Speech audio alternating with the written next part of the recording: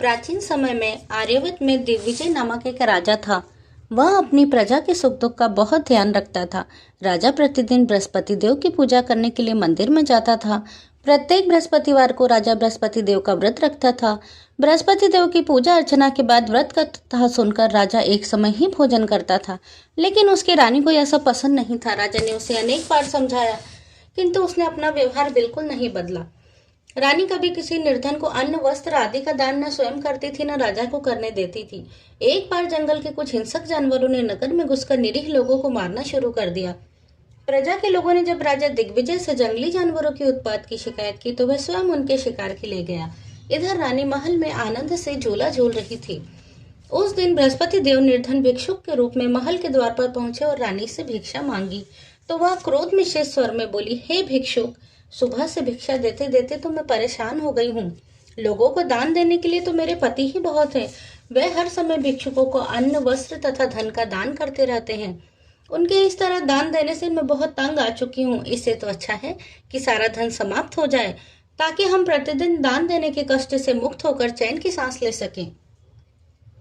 रानी की बात सुनकर बृहस्पति देव मन ही मन मुस्कुराते हुए बोले, हे रानी, भगवान तुम्हारी मनोकामना अवश्य पूरी करेंगे।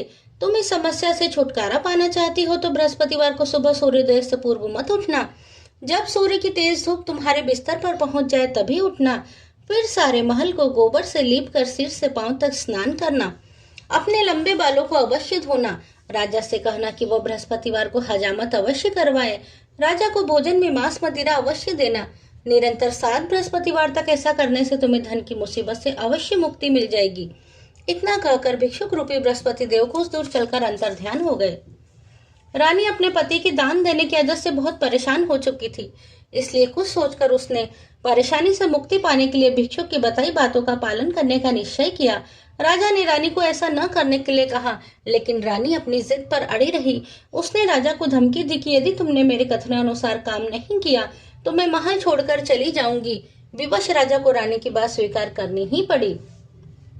3 बृहस्पतिवार तक रानी ने सब कुछ भिक्षुक के बताया अनुसार ही किया, लेकिन चौथे बृहस्पतिवार को उसे कुछ करने की जरूरत ही नहीं पड़ी, क्योंकि तीसरे बृहस्पतिवार को ही सारा धन समाप्त हो गया।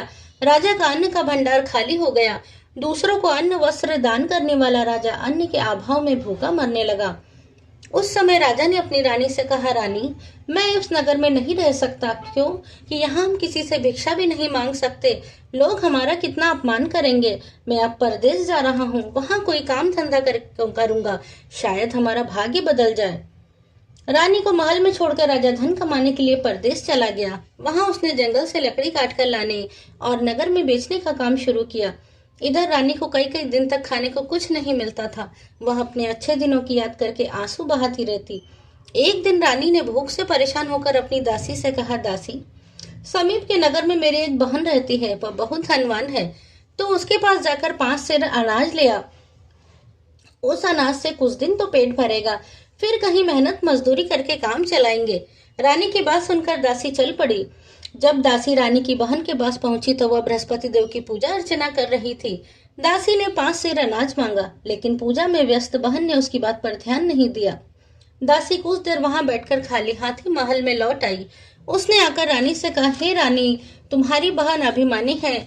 अधिक धन होने के कारण वह किसी की बात भी नहीं सुनती। मेरी बात का भी उसने कोई उत्तर नहीं दिया, बस पूजा पाठ करती रही। आखिर मुझे खाली हाथ ही लौटना पड़ा। रानी ने उदास मन से कहा, दासी, जब बुरे दिन आते हैं तो कोई सहायता नहीं करता, अपने भी मुंह मोड़ लेते हैं। यह सब हमारे भाग्य का दोष है। उधर पूजा पाठ के बाद रानी की बहन ने जब दासी की ओर देखा तो वहां से जा चुकी थी। बहन ने सोचा, अवश्य मेरी बहन पर कोई विपत्ति आ पड़ी है, तभी तो उसने दासी को भेजकर 5 सेर अनाज मंगाया है। यह सोचकर वह घोड़ा गाड़ी में सवार हो रानी से मिलने के लिए चल पड़ी।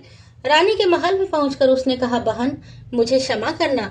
जब तुम्हारी दासी आई थी उस समय मैं बृहस्पति देव की पूजा कर रही थी और पूरी व्रत कथा सुने बिना उठ नहीं सकती थी।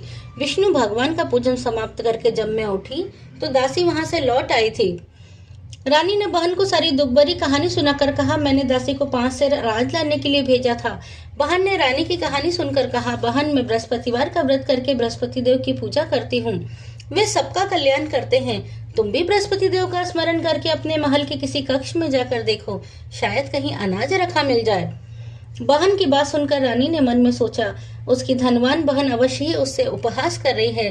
लेकिन भगवान बृहस्पति देव का नाम लेकर वह महल के एक कक्ष में गई। उस कक्ष में एक घड़ा रखा था। रानी ने उसमें हाथ डालकर टटोला तो सचमुच उस घड़े में अनाज भरा हुआ था। रानी बहुत हैरान हुई।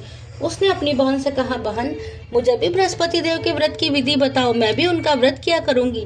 तब बहन ने उसे बताया, रानी बहन, बृहस्पतिवार को सूर्योदय से पूर्व उठकर स्नान करके बृहस्पतिवार का व्रत करना चाहिए, लेकिन इस दिन सिर नहीं धोना चाहिए। चने की दाल, मुनक्का या किशमिश लेकर केले के वृक्ष के पास जाकर उसकी जड़ में बृहस्पति देव विष्णु की पूजा करनी चाहिए। घी का दीपक जलाकर रखना चाहिए। इस दिन एक समय ही भोजन करें। भोजन में चने का आटा और पीले खाद्य पदार्थ ही ग्रहण करें। बृहस्पतिवार का व्रत करने से घर में धन संपत्ति की वर्षा होती है, अनाज से भंडार भर जाते हैं। इस व्रत को विधिवत करने से निसंतान को पुत्र की प्राप्ति होती है। बहन के वचन सुनकर रानी ने तुरंत ही बृहस्पति देव के व्रत करने का निश्चय कर लिया। 7वें दिन जब बृहस्पतिवार आया तो रानी ने बृहस्पतिवार का व्रत किया। कहीं से मांगकर उसने चने और गुड़ का प्रबंध किया। चने की दाल, केले के जड़ में विष्णु भगवान का पूजन किया और घी का दीपक जलाकर बृहस्पति देव की पूजा की। रानी भगवान विष्णु के भोग के लिए पीले अन्न का कहीं से प्रबंध न कर सकी, अतः वह मन ही मन परेशान होने लगी। उधर बृहस्पति देव रानी के विधिवत व्रत करने के निर्णय से बहुत प्रसन्न हुए, अतः वह अपना रूप परिवर्तित करके 2 थालियों में पीला भोजन लेकर रानी के घर पहुंचकर बोले, हे दासी, मैं तुम्हारी रानी के लिए व्रत का पीला भोजन लाया हूँ। भोजन देकर वह चले गए। दासी ने रानी से बृहस्पति देव को भोग लगाकर भोजन करने के लिए कहा। रानी को कुछ पता नहीं था। वह दासी से बोली, दासी, क्यों निर्धनता में मेरा उपहास करती है? तब दासी ने कहा, अभी अभी कोई आदमी मुझे व्रत का पीला भोजन देकर गया है। वेशभूषा से तो मुझे कोई पुजारी जान पड़ते थे। रानी ने बृहस्पति देव को भोग लगाया, फिर दासी के साथ बैठकर भोजन किया। रानी प्रत्येक बृहस्पतिवार को विधिवत व्रत करके बृहस्पति देव की पूजा करने लगी। रानी के व्रत करने से बृहस्पति देव बहुत प्रसन्न हुए। रानी के महल में धन की वर्षा होने लगी। कुछ ही दिनों में रानी के पास काफी धन एकत्र हो गया। उसके अन्न के भंडार भर गए। इतना सब कुछ होने से रानी फिर पहले की तरह आलसी और अभिमानी हो गई। एक दिन रानी ने किसी भिक्षु को आलस्य के कारण खाली हाथ लौटा दिया तो दासी ने कहा, रानी जी, आप फिर पहले की तरह धन संपत्ति पाकर आलसी हो गई हैं। निर्धन को अपने द्वार से खाली हाथ लौटाना अच्छा नहीं होता। बृहस्पति देव के अनुकंपा से हमें अत्यधिक धन और अन्न मिला है, इसलिए आलस्य छोड़कर हमें निर्धनों को दिल खोलकर दान देना चाहिए। दान करने से आपके परिवार का नाम होगा और बृहस्पति देव प्रसन्न होकर आपका कल्याण करेंगे। दासी की बात सुनकर रानी ने निर्धनों को दान देना शुरू कर दिया। कई निर्धन ब्राह्मणों को धन देकर उनकी कन्याओं के विवाह में सहायता की। रानी की सब जगह प्रशंसा होने लगी।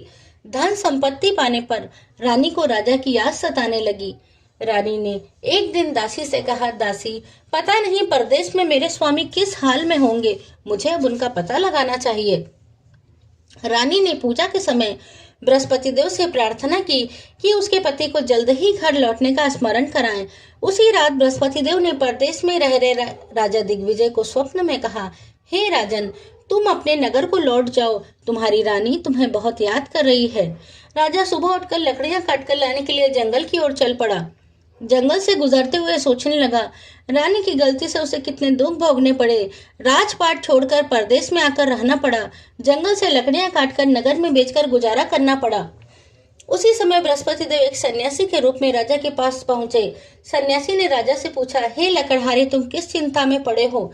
राजा ने दुखी मन से सारी व्यथा कथा उस सन्यासी को सुना दी। उसकी व्यथा कथा सुनकर सन्यासी ने कहा, हे लकड़हारे, तुम्हारी पत्नी ने भिक्षुक को धन देने के लिए आलस्य किया था। इससे बृहस्पति देव क्रोधित हुए और उनके क्रोधित होने से ही तुम्हारी ऐसी हालत हुई है। लेकिन अब चिंता करने की कोई बात नहीं है। तुम अपने घर लौटकर विधिवत बृहस्पति देव का व्रत करना आरंभ कर दो। बृहस्पतिवार को बृहस्पति देव का व्रत करके चने की दाल और गुड़ को जल से भरे बर्तन में डालकर केले के वृक्ष की पूजा करो और उसके बाद व्रत कथा सुनो। स्वयं भी व्रत कथा कह सकते हो। राजा ने सन्यासी से कहा, हे सन्यासी, मैं बृहस्पति देव की पूजा तो करना चाहता हूँ, लेकिन लकड़ियां काटकर बेचने से बस अपना ही पेट भर पाता हूँ। भगवान की पूजा के लिए धन कहाँ से लाऊं? राजा की बात सुनकर सन्यासी ने कहा, बृहस्पति देव का स्मरण कर तुम जंगल में जाकर लकड़ियां काटना, फिर तुम्हें इतना धन मिल जाएगा कि तुम अपने भोजन के साथ गुड़ और चने भी खरीद सकोगे। यह कहकर सन्यासी ने बृहस्पति देव की कथा लकड़हारे को सुनाई। प्राचीन समय में बसंतपुर नगर में एक निर्धन ब्राह्मण रहता था। ब्राह्मण की कोई संतान नहीं थी। उसकी पत्नी बहुत ही फूहड़ स्त्री थी। वह काफी धूप निकलने के बाद उठती थी, प्रतिदिन स्नान भी नहीं करती थी, भगवान की पूजा करने का तो कभी सोचती ही नहीं थी। सुबह उठते ही पहले भोजन करती थी। घर में सफाई करना उसे कतई पसंद नहीं था। ब्राह्मण अपनी पत्नी के इस आचरण से बहुत दुखी था। भगवान की अनुकंपा से ब्राह्मण की पत्नी गर्भवती हुई और 10वें महीने उसने एक सुंदर कन्या को जन्म दिया। निर्धन ब्राह्मण कन्या के जन्म से बहुत दुखी हुआ। धीरे धीरे ब्राह्मण की कन्या बड़ी होने लगी। बचपन से ही कन्या की रुचि भगवान विष्णु की पूजा में थी। वह प्रातः उठते ही स्नान आदि करके भगवान विष्णु की पूजा करने के लिए मंदिर जाती थी। बृहस्पतिवार को व्रत करके विधिवत पूजा पाठ करती थी। पूजा पाठ के बाद वह पढ़ने के लिए पाठशाला जाती थी। घर से चलते हुए मुट्ठी भर जौ साथ लेकर जाती और पाठशाला के रास्ते में थोड़े थोड़े जौ गिराती जाती थी। जब वह पाठशाला से घर लौटती तो जौ के दाने सोने में बदले हुए मिलते थे। लड़की सभी सोने के दाने बीन लाती थी। एक दिन जब वह सोने के दानों को साफ कर रही थी तो उसकी माँ ने कहा, बेटी, सोने के दाने साफ करने के लिए सोने का सूप भी होना चाहिए। अगले दिन बृहस्पतिवार था। उसने बृहस्पति देव की पूजा करते हुए प्रार्थना की, हे भगवान, यदि मैंने आपका व्रत विधिवत किया हो तो मुझे सोने का सूप दे दो। बृहस्पति देव ने उसकी मनोकामना पूर्ण करने का वचन दिया और पाठशाला से लौटते समय उसे रास्ते में सोने का सूप पड़ा हुआ मिला। घर लौटकर सोने का सूप अपनी माँ को दिखाकर वह सोने के दाने साफ करने लगी। उसी समय नगर का राजकुमार उसके घर के पास से गुजरा और सुंदर लड़की को सोने के सूप में जौ साफ करते देख राजकुमार उस पर मोहित हो गया। महल में लौटकर राजकुमार ने राजा से उस लड़की से विवाह करने की इच्छा व्यक्त की। राजा ने ब्राह्मण को महल में बुलाकर राजकुमार से उसकी लड़की के विवाह की बात कही तो ब्राह्मण तैयार हो गया। दुल्हन बनकर ब्राह्मण की लड़की महल में चली गई। लड़की के चले जाने से ब्राह्मण फिर निर्धन हो गया। उसे कई कई दिन तक भोजन नहीं मिलता था। बहुत दुखी होकर ब्राह्मण एक दिन अपनी लड़की के पास गया। अपने पिता से निर्धनता का समाचार सुनकर उसे बहुत सा धन देकर पिता को विदा किया। उस धन से ब्राह्मण के कुछ दिन तो आराम से कट गए, लेकिन जल्द ही भूखे मरने की स्थिति हो गई। ब्राह्मण अपनी लड़की से धन लेने के लिए फिर महल में पहुंचा। लड़की ने अपने पिता की बुरी हालत देखकर कहा, पिताजी, आखिर आप कब तक मुझसे धन लेकर जीवन यापन करेंगे? आप कोई ऐसा उपाय क्यों नहीं करते जिससे आपका घर धन संपत्ति से भर जाए? ब्राह्मण ने कहा, मैंने तेरी माँ को बहुत समझाया, किंतु उसकी समझ में कुछ नहीं आता है। तब कुछ सोचकर लड़की ने अपने पिता से कहा, पिताजी, आप कुछ दिनों के लिए माँ को मेरे पास छोड़ जाओ। ब्राह्मण अपनी पत्नी को लड़की के पास महल में छोड़ आया। लड़की ने अपनी माँ से कहा, माँ, कल तुम प्रातः उठकर स्नान आदि करके बृहस्पति देव भगवान विष्णु की पूजा अवश्य करना। पूजा करने से तुम्हारी दरिद्रता अवश्य दूर हो जाएगी। लेकिन उसकी माँ ने उसकी कोई बात नहीं मानी। तब क्रोधित होकर लड़की ने माँ को एक कक्ष में बंद कर दिया। सूर्योदय के समय माँ को उठाकर जबरदस्ती स्नान कराया, फिर मंदिर में ले जाकर बृहस्पति देव की पूजा कराई। कुछ दिनों तक ऐसा करने से माँ की बुद्धि में परिवर्तन हुआ और वह बृहस्पतिवार का व्रत रखने लगी। उसके व्रत रखने से ब्राह्मण के घर में भगवान विष्णु की अनुकंपा से धन की वर्षा होने लगी। दोनों पति पत्नी धन संपत्ति पाकर आनंद पूर्वक जीवन यापन करते हुए विष्णु धाम को चले गए। लकड़हारा बने राजा ने सन्यासी से बृहस्पति देव की यह कथा सुनकर बृहस्पतिवार का व्रत करके भगवान विष्णु की पूजा की। उस दिन से उसके सभी क्लेश दूर हो गए। लेकिन अगले बृहस्पतिवार को कामकाज में अधिक व्यस्त रहने के कारण उसने बृहस्पतिवार का व्रत नहीं किया। बृहस्पति देव लकड़हारे पर क्रोधित हुए और उसे भूल की सजा दी। उस दिन नगर के राजा ने नगर में घोषणा करके सबको सूचित किया, प्रत्येक नागरिक मेरे महल में भोजन करने आए, जो नहीं आएगा उसे अपराधी मानकर भारी दंड दिया जाएगा। लकड़हारा बने राजा ने उस नगर के राजा की घोषणा तो सुनी, लेकिन जंगल में देर हो जाने के कारण वह समय पर महल में भोजन करने न जा सका। अतः राजा के सैनिक लकड़हारे को पकड़कर महल में ले गए। राजा ने उसे महल के कक्ष में बैठाकर भोजन कराया। उस कक्ष में खूंटी पर रानी का सोने का हार लटका हुआ था। लकड़हारा अकेला उस कक्ष में भोजन कर रहा था। तभी उसने एक आश्चर्यजनक घटना घटते देखी। देखते ही देखते खूंटी हार को निगल गई। थोड़ी देर के बाद नगर के राजा ने हार को गायब देखा तो लकड़हारे को कारावास में डलवा दिया। लकड़हारा अपने भाग्य को कोसने लगा। तभी उसे जंगल में मिले सन्यासी का स्मरण आया। थोड़ी देर में बृहस्पति देव सन्यासी के रूप में उसके सामने प्रकट होकर बोले, हे लकड़हारे, तूने बृहस्पति देव की पूजा नहीं की, इसी कारण तुझे कष्ट हुआ है। लेकिन अब चिंता मत करो, बृहस्पतिवार के दिन कारागार के दरवाजे पर तुम्हें पैसे पड़े हुए मिलेंगे। उन पैसों से बृहस्पति देव का व्रत करके उनकी पूजा करोगे तो तुम्हारे सारे दुख नष्ट हो जाएंगे।